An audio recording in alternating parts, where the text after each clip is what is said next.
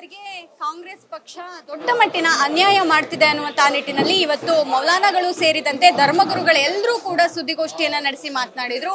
ಮುಂಬರುವಂತಹ ದಿನಗಳಲ್ಲಿ ನಾವು ಕೂಡ ರಾಜಕೀಯವಾಗಿ ಒಂದಿಷ್ಟು ನಿರ್ಧಾರಗಳನ್ನ ತೆಗೆದುಕೊಳ್ಬೇಕು ಅನ್ನುವಂತಹ ನಿರ್ಧಾರವನ್ನು ಕೂಡ ಅವರಿವತ್ತು ಸುದ್ದಿಗೋಷ್ಠಿಯಲ್ಲಿ ಹೇಳಿರುವಂತದ್ದು. ಈ ಬಗ್ಗೆ ಮಾತನಾಡೋದಕ್ಕೆ ನಮ್ಮ ಜೊತೆಗೆ ಅಬ್ದುಲ್ ರಜಾಕ್ ಇದ್ದಾರೆ, ಮಾತನಾಡಿಸ್ತೇನೆ. ಸರ್, ಎಲ್ಲೊಂದ್ ಕಡೆ ಇದು ಮುಂಚೆನೆ ಆಗಿದ್ರೆ ಸರಿ ಇತ್ತಿತ್ತು ಅನ್ನುವಂತಹದಿದೆಯಾ, ತಡ ಆಯ್ತು ಅನ್ನುವಂಥದ್ದಿದೆಯಾ ಅಂತ? ಅದು ಏನೇ ಆಗಿರಲಿ, ಇವತ್ತೇನು ನಡೆದಿದೆ ಇದು ಸರಾಸರಿ ತಪ್ಪಾಗಿದೆ. ಇವರು ಕ್ರಮ ತಗೊಂಡಿರೋದು ಸರಾಸರಿ ತಪ್ಪು. ಬೇರೆ ಸಮುದಾಯದವ್ರಿಗೆ ನೀವು ಏನೂ ಆ್ಯಕ್ಷನ್ ತಗೊಳ್ಳಲ್ಲ, ಮುಸಲ್ಮಾನರಿಗೆ ನೀವು ಉಚ್ಚಾಟನೆ ಮಾಡಿ ನೀವು ಪಕ್ಷದಿಂದ ತೆಗೆದಾಕ್ತೀರಾ ಅಂತ ಹೇಳಿದ್ರೆ ನಾವು ಸುಮ್ಮನೆ ಕೂರಿರ್ಬೇಕಾ? ನಮ್ಮ ಸಮುದಾಯದಿಂದನೇ ಇವತ್ತು ಕಾಂಗ್ರೆಸ್ ಪಕ್ಷ ಸರ್ಕಾರವನ್ನು ರಚಿಸಕ್ಕೆ ಸಾಧ್ಯ ಆಯಿತು. ನಾವು ಯಾರು ಕೆಲಸ ಮಾಡಿಲ್ಲ, ಕೇವಲ ಕಾಂಗ್ರೆಸ್ ಕಾರ್ಯಕರ್ತರು ಕೆಲಸ ಮಾಡಿದ್ರ?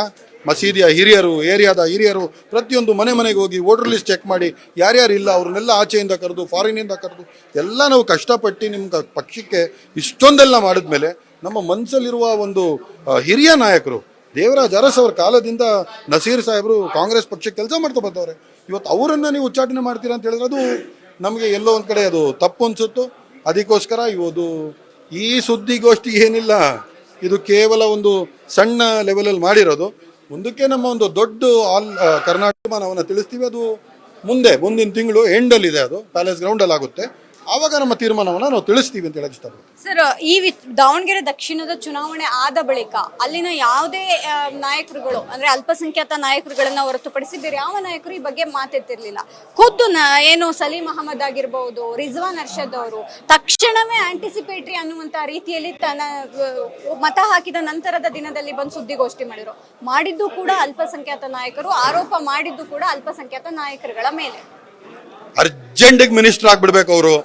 ಏನಾದ್ರು ಒಂದು ಮಾಡಿ ನಾನು ಜಲ್ದಿ ಮಿನಿಸ್ಟರ್ ಮಾಡಿಬಿಡಿ, ನಾನು ಪಕ್ಷಕ್ಕೆ ಏನು ಬೇಕಾದ್ರೂ ಮಾಡ್ತೀನಿ, ಎಲ್ಲಿ ಬೇಕಾದ್ರೂ ಹೇಳ್ತೀನಿ, ಅಲ್ಲಿ ಹೋಗ್ಬಿಟ್ಟು ನಾನು ಬಗ್ಬಿಡ್ತೀನಿ, ನೀವು ಏನು ಹೇಳ್ತೀರಾ ಅದು ಮಾಡ್ತೀನಿ, ದಯವಿಟ್ಟು ಅರ್ಜೆಂಟ್ ನನಗೆ ಮಿನಿಸ್ಟರ್ ಮಾಡಿಬಿಡಿ. ನೋಡಿ, ನಾಯಕ ಅಂತ ಹೇಳಿದ್ರೆ ಅದೇನು ಬಕೆಟ್ ಹಿಡಿದು ನಾಯಕ ಆಗಲ್ಲ. ನಾಯಕ ಯಾವಾಗ ಆಗ್ತಾನೆ ಅಂದರೆ ಜನರ ಮನಸ್ಸಲ್ಲಿ ಉಳ್ಕೊಳ್ಬಿರಬೇಕು. ಶಿವಾಜಿನಗರ ಕ್ಷೇತ್ರ ಒಂದೇ ಅಲ್ಲ, ಇವಾಗ ಜಮೀರ್ ಅವ್ರು ಹೋಗಿದ್ರು ಮಲ್ಲಿಕಾರ್ಜುನ್ ಮನೆಗೆ, ಅಷ್ಟೊಂದು ಮಾತು ಹೇಳಿ ಅವ್ರು ಬಂದ್ರೆ ಏನು, ಬಂದಿಲ್ಲ ಅಂದ್ರೆ ಏನು ಅಂತ ಹೇಳ್ಬಿಟ್ಟು ಹೇಳಿದ್ರು. ಅವ್ರು ಬರ್ಲಿಲ್ಲ ಅಂದ್ರೆ ಚೆನ್ನಾಗೈತಿ ಅಂತ ಹೇಳೋ ಹೇಳಿದ್ರು. ಆಮೇಲೆ ಅವನು ಯಾರು ಇಲ್ಲಿ ಬಂದು ಮಾತಾಡಕ್ಕೆ ಅಂತಾನು ಹೇಳಿದ್ರು. ಇವ್ರು ಬಂದಾಗ ನೆಟ್ಟಿಗೆ ಅವ್ರಿಗೆ ಮನೆ ಕರೆದು ಊಟ ಮಾಡಿಸಿ ತಪ್ಕೊಂಡಿದ್ದು ಒಳ್ಳೆ ಚಡಿ ದೋಸ್ಗಳ ಥರ. ಅಷ್ಟೇ ಗೌರವ ರಿಜ್ವಾನಿಗೆ ಸಿಕ್ತಾ, ಸಲೀಂ ಅಹಮದ್ಗೆ ಸಿಕ್ತಾ, ಇನ್ನು ಯಾರಾದರೂ ನಾಯಕರಿಗೆ ಸಿಕ್ತಾ? ಅವ್ರು ಬರೋಕ್ಕೆ ಅಲ್ಲಿ 40 ನಿಮಿಷ ರೋಡ್ ಬ್ಲಾಕ್ ಆಗಿತ್ತು. ನಾನು ಅಲ್ಲೇ ಇದ್ದೆ. ಬರೀ ಅವ್ರಿಗೆ ಸನ್ಮಾನ ಮಾಡಿ ಒಳಗಡೆ ಕರ್ಕೊಂಬರಕ್ಕೆ ಎಷ್ಟು ಹೊತ್ತಾಯ್ತು ಆ ಪೊಲೀಸ್ನವ್ರಿಗೆ ಕೇಳಿ ನೀವು. ಈ ಕಡೆ 4 ಕಿಲೋಮೀಟರ್, ಆ ಕಡೆ 4 ಕಿಲೋಮೀಟರ್ ರೋಡ್ ಬ್ಲಾಕು, 1,000 ಕಾರ್ಗಳು, 1,500 ಟೂ ವೀಲರ್ಗಳು. ಅದು ಜನರು ಮೆಚ್ಚಿ ಮನ್ಸಲ್ಲಿ ಇಟ್ಕೊಂಡು ನಾಯಕ ಅಂತ ಹೇಳೋದು. ಇವಾಗ ಅಂಥ ನಾಯಕರ ವಿರುದ್ಧ ನೀವು ಬಂದ್ಬಿಟ್ಟು ಸುದ್ದಿಗೋಷ್ಠಿ ಮಾಡಿ ನೀವು ಉಚ್ಚಾಟನೆ ಮಾಡಿಬಿಡಿ, ಅದು ಮಾಡಿಬಿಡಿ, ಇದು ಮಾಡಿಬಿಡಿ ಅಂದರೆ ಕಾಂಗ್ರೆಸ್ ಪಕ್ಷ ಒಂದು ಸ್ವಲ್ಪ ಒಂದು ಶಿಸ್ತಿನಿಂದ ವರ್ತಿಸ್ಬೇಕಾಗಿತ್ತು. ನಿಮ್ಮ ಶಿಸ್ತು ಕಮಿಟಿ ಇದೆ ಅಲ್ವಾ, ಅವ್ರು ಯಾಕೆ ನೋಟಿಸ್ ಕೊಟ್ಟಿಲ್ಲ, ಅವ್ರು ಯಾಕೆ ಮಧ್ಯಾಹ್ನ ಬರ್ತಿಲ್ಲ, ಯಾಕೆ ಎಲ್ಲ ಆಕ್ಷನ್ಗಳು ಸಡನ್ ಆಗ್ತಾ ಇದೆ? ಮತ್ತೆ ಇದೇ ಕುಟುಂಬದವರು ಕುತ್ಕೊಂಡು ಬಿಜೆಪಿಗೆ ಓಟ್ ಕೊಡಿ ಅಂದ್ರೆ ನೀವು ಆಕ್ಷನ್ ತಗೊಳ್ಳಲ್ಲ. ಅದೇ ಮುಸಲ್ಮಾನರು ಅಂತ ಹೇಳಿದ್ರೆ ನೀವು ಕೇವಲ ಅಂತ ತಿಳ್ಕೊಂಡಿದ್ದೀರಾ? ಟೇಕ್ ಇಟ್ ಫಾರ್ ಗ್ರಾಂಟೆಡಾ? ನಮ್ಮ ನಾಯಕರ ಬಗ್ಗೆ ನಾವು ಮಾತಾಡಬಾರ್ದಾ?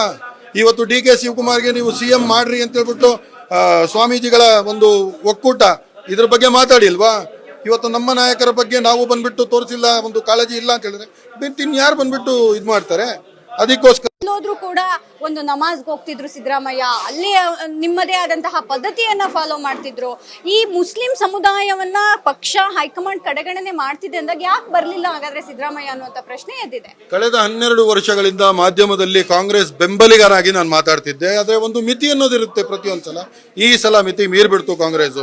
3 ವರ್ಷ ಆಗಿ ನಮ್ಮ ಯಾವ ಪ್ರಶ್ನೆಗಳನ್ನು ಅವರು ಈಡೇರಿಸಿಲ್ಲ. ಅವ್ರು ಏನೇನು ಹೇಳಿದ್ರು, ಇದು ಮಾಡ್ತೀವಿ, ಅದು ಮಾಡ್ತೀವಿ ಎಲ್ಲ ಹೇಳಿದ್ನಲ್ಲ ಸುದ್ದಿಗೋಷ್ಠಿಯಲ್ಲಿ. ಇವಾಗ 40% ಮೀಸಲಾತಿ ಆಗಿರಲಿ, ಗೋಹತ್ಯೆ ನಿಷೇಧ ಆಗಿರಲಿ, ಮತಾಂತರ ಕಾಯ್ದೆ ಆಗಿರಲಿ, ಇದರೆಲ್ಲ ಅಮೆಂಡ್ಮೆಂಟ್ಸ್ ತರ್ತೀವಿ, ನಾವು ಆಡ್ತೀವಿ, ನಾವು ಹಿಜಾಬ್ಗೆ ಏನೇನೆಲ್ಲ ಹೇಳಿಲ್ಲ.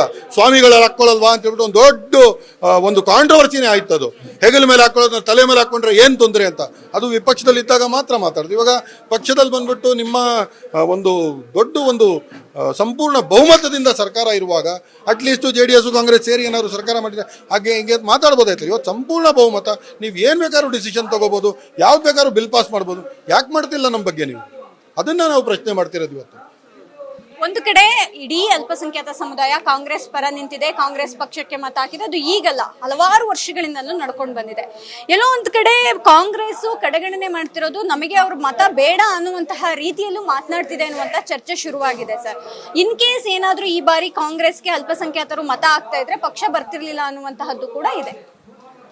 ವಿಶ್ಲೇಷಣೆ ಮಾಡುವಾಗ ಎಲೆಕ್ಷನ್ ಕಮಿಷನ್ ಆಫ್ ಇಂಡಿಯಾದ ವೆಬ್ಸೈಟ್ ಇಂದ ನೀವು ಬೂತ್ ವೈಸ್ ಅಗರ್ಸೆ ಡೇಟಾ ಎತ್ತಿ ನೋಡಿದ್ರೆ, ಬೂತ್ ವೈಸ್ ಡೇಟಾದಲ್ಲಿ ಮುಸಲ್ಮಾನರು 92% ವೋಟ್ ಕೊಟ್ಟಿರೋದು ಸತ್ಯ, ಅದು ಸತ್ಯ. ಆದರೆ ನಾನು ಹೇಳ್ತಿರೋದು 2000 ವೋಟ್ಗಳ ಅಂತರದಿಂದ ಗೆಲುವು ಹೊಂದಿರುವ ಕಾಂಗ್ರೆಸ್ ನಾಯಕರು, ಅದು 40 ಕ್ಷೇತ್ರಗಳಲ್ಲಿ ಇವರು 5000 ಅಂತರದಿಂದ ಗೆದ್ದಿದ್ದಾರೆ, ಆದರೂ ಸೋತಿದ್ದಾರೆ. ನಾನೇನು ಹೇಳ್ತಾ ಇದ್ದೀನಿ, ಈ 5000 ಅಂತರ ಇದೆ ಅಲ್ಲ, ಈ 92% ಇಂದನೇ ಸಾಧ್ಯ ಆಗಿರೋದು. ಇವರು ಕೊಟ್ಟಿರುವ ಗ್ಯಾರಂಟಿಯಿಂದ ಅಕಸ್ಮಾತ್ ಏನಾದ್ರು ಇವ್ರಿಗೆ ವೋಟ್ ಸಿಕ್ಕಿದಿದ್ರೆ ಬಿಜೆಪಿಯ ವೋಟ್ ಶೇರ್ ಕಡಿಮೆ ಆಗಬೇಕಾಗಿತ್ತು. ಅವರ 38% ವೋಟ್ ಶೇರ್ ಹಾಗೆ ಇಂಟ್ಯಾಕ್ಟ್ ಇದೆ, ಅದರಲ್ಲಿ ಏನು ಬದಲಾವಣೆ ಆಗಿಲ್ಲ. ಅಂದರೆ ಬಿಜೆಪಿಯ ಮತದಾರ ಬಿಜೆಪಿಗೆ ವೋಟ್ ಕೊಟ್ಟವನೆ, JDS ಮತದಾರ JDSಗೆ ವೋಟ್ ಕೊಟ್ಟವನೆ. ಮುಸಲ್ಮಾನರು ಹಲವಾರು ಕಡೆ ವೋಟ್ ಮಾಡ್ತಿರೋರು JDSಗೆ 7% ಕಡಿಮೆ ಕೊಟ್ಟು, ಪ್ರತಿ ಸಲ JDS 20% ಅಕ್ಕಪಕ್ಕ 18, 19, 20, 21 ಆ ಥರ ಇವ್ರಿಗೆ 13%ಗೆ ತಂದು ಎಲ್ಲರೂ ಒಂದು ಕಡೆ ಸೇರಿ ಕಾಂಗ್ರೆಸ್ಗೆ ಮತ ಕೊಟ್ಟಿರೋದ್ರಿಂದ, ನಮ್ಮ ಒಂದು ಈ ಧರ್ಮಗುರುಗಳ ಆದೇಶದಿಂದ ಇವತ್ತು ಸರ್ಕಾರ ರಚಿಸಕ್ಕೆ ಸಾಧ್ಯ ಆಯಿತು. ಮುಸಲ್ಮಾನರು ಮುಂದೋಗ್ಬಿಟ್ಟು ಏನು ಮಾಡಬೇಕು ಅಂದರೆ, ಈ ನಮ್ಮ ಧರ್ಮಗುರುಗಳು ಏನಾದ್ರು ಒಂದು ಮಾತು ಹೇಳ್ಬಿಟ್ರೆ ಅದನ್ನು ನೀವು ಯಾವ ಕಾರಣಕ್ಕೂ ಅದರ ವಿರೋಧವಾಗಿ ನೀವು ಕೆಲಸ ಮಾಡೋಂಗಿಲ್ಲ. ಅದನ್ನ ಒಂದು ಧರ್ಮ ಕಾರ್ಯ ಅಂತ ತಿಳ್ಕೊಂಡು ನಾವು ಮುಂದುವರಿಸುವ. ಪ್ರತಿಯೊಂದು ಸಂಧಿ ಬೀದಿಯಲ್ಲಿ ಮಸೀದಿಯ ಹಿರಿಯರು, ಏರಿಯಾದ ಹಿರಿಯ ಜನರೆಲ್ಲ ಬಂದ್ಬಿಟ್ಟು ಒಂದೊಂದು ಮನೆಗೆ ಹೋಗಿ ಎಷ್ಟೊಂದು ಕಷ್ಟಪಟ್ಟು ಪಕ್ಷಕ್ಕೆ ತಂದು ಇವತ್ತು ನಮ್ಮದೇ ನಾಯಕರ ಮೇಲೆ ನೀವು ಈ ಥರ ಮಾಡ್ತೀರಾ. ಅದು ನಾವು ಕೇಳಿದ್ದು ಒಂದು ಎಕ್ಸ್ಟ್ರಾ ನಾಯಕ ಕೊಡ್ರಿ ಅಂತ, ಇರೋ ನಾಯಕರನ್ನ ಉಚ್ಚಾಟನೆ ಮಾಡ್ತೀರಾ ಅಂದ್ರೆ ಸುಮ್ಮನೆ ಕೂತಿರ್ತೀವ. ಅದಕ್ಕೆ ತಕ್ಕವಾದ ಉತ್ತರ ಕೊಡ್ತೀವಿ. ಕೊನೆಯ ಪ್ರಶ್ನೆ ಸರ್, ಅಬ್ದುಲ್ ಜಬ್ಬಾರು, ನಜೀರ್ ಅಹಮದ್ ಅವರ ಸ್ಥಾನಗಳನ್ನ ಮರು ಕೊಡದೇ ಇದ್ರೆ ಅಥವಾ ಆ ಸ್ಥಾನಗಳನ್ನ ಹಿಂಪಡೆದಿರೋದನ್ನ ಅವರಿಗೆ ಮತ್ತೆ ಅಲರ್ಟ್ ಮಾಡದೇ ಇದ್ರೆ ಸಮುದಾಯದ ನಿರ್ಧಾರ ಏನಾಗಿರುತ್ತೆ, ಮುಂದೆ ಯಾವ ರೀತಿಯಾದಂತಹ ಹೋರಾಟವನ್ನ ಸಮುದಾಯ ಮಾಡುತ್ತೆ? ಮುಂದಿನ ತಿಂಗಳು palace ಗ್ರೌಂಡಿನಲ್ಲಿ all Karnataka Ulama conference ಇದೆ. ಕನಿಷ್ಠ ಬೇಡ ಅಂದ್ರೆ ಒಂದು 10,000 ಉಲಮಾಗಳು ಅಲ್ಲಿ ಸೇರ್ತಾರೆ. ನಮ್ಮ ಮುಂದಿನ ನಿಲುವು ನಿರ್ಧಾರಗಳು ಆ ಕಾನ್ಫರೆನ್ಸ್ ಇಂದ ನಾವು ಸ್ಪಷ್ಟಪಡಿಸ್ತೀವಿ ಅಂತ ಹೇಳಕ್ ಇಷ್ಟಪಡ್ತೀನಿ. ಇದಿಷ್ಟು ಅಬ್ದುಲ್ ರಜಾಕ್ ಅವರ ಮಾತು. ಕ್ಯಾಮರಾಮನ್ ಗಂಗಾಧರ್ ಜೊತೆ ದೀಪಾ ಕುಕ್ಕುವಾಡ, ಅಶ್ವವೇಗ ನ್ಯೂಸ್, ಬೆಂಗಳೂರು.